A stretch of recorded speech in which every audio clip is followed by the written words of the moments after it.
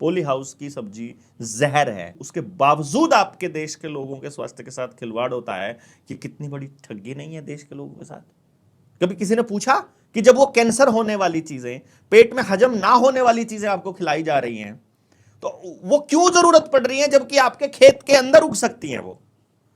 आप poly house बनाने के लिए करोड़ों रुपए आवंटित करते हो, हजारों करोड़ रुपया। लोग सब्सिडी के नाम पर लूट मचा के रखे हैं। जो उद्योगपतियों के जानकार हैं, नेताओं के जानकार हैं, वो क्या करेंगे, पॉली हाउस बनाएंगे, उसका माल खाएंगे। सब्सिडी खाने के लिए बनाते हैं, खाली दिखाते हैं प्रोजेक्ट बैंक वालों के साथ मिलकर के, और सब इसी काम के लिए सारा काम होता है। और जो अगर उसमें वाकई कोई खेती करता है, सबको पता है कि कितनी जहरीली केमिकल्स उनके ऊपर डालने पड़ते हैं, तब पॉली हाउस में फसल होती है। चाहे खीरा हो, चाहे टमाटर हो, चाहे और कुछ हो, सब्जी कितनी हो, पॉली हाउस की सब्जी जहर है। और ये पता है उगाने वाले को भी, ये पता है उसका बीज बनाने वाले को भी, ये पता है उसके ऊपर ग्रांट देने वाली सरकार को भी, मंत्रालय को भी। उसके बावजूद आपके देश के लोगों के स्वास्थ्य के साथ खिलवाड़ होता है कि कितनी बड़ी ठगी नहीं है देश के लोगों के साथ। इस पे तो कोई भी नहीं बोलता है। और ये जो बाहर से कैसे ये चीज जो आप पॉली हाउस के बारे में बता रहे हो कि भाई बिना केमिकल के सब्जियां या फिर इसके अंदर हो ही नहीं सकती ऐसा कुछ। हाँ, मतलब कैसे है? उसमें क्या होता है कि पॉली हाउस में क्या होता है, वो टेम्परेचर मेंटेन करने के लिए आपको एक मतलब पॉली हाउस बना के दे दिया जाता है, जो सूरज की गर्मी को एंटर तो करवा देता है, बाहर नहीं जाने देता।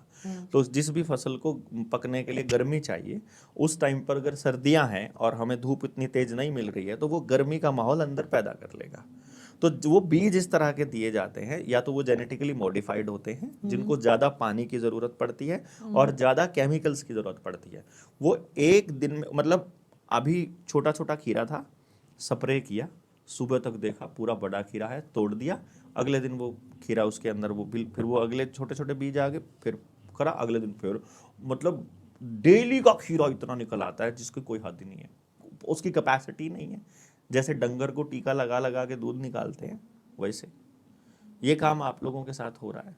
और आप जितना खीरा अवेलेबल है ना मार्केट के अंदर, अभी टेस्ट करा लो लैब में, जहर मिलेगा, प्योर जहर मिलेगा। जो पॉली हाउस में जो लोग खेती करते हैं और जो उसको विक्रय जो बेचते हैं ना, वो घर में खाते भी नहीं है। हमारे घर में मेरा प्लॉट है, हम प्लॉट में हमने क्या कर रखा है, घिया, तोरी, ये मतलब अपनी सब्जियां, अपनी सब्जी नहीं, टमाटर और मिर्च, एक ये जो होती ककड़ी, ये हमने लगा रखी, भिंडी भी लगा रखी है।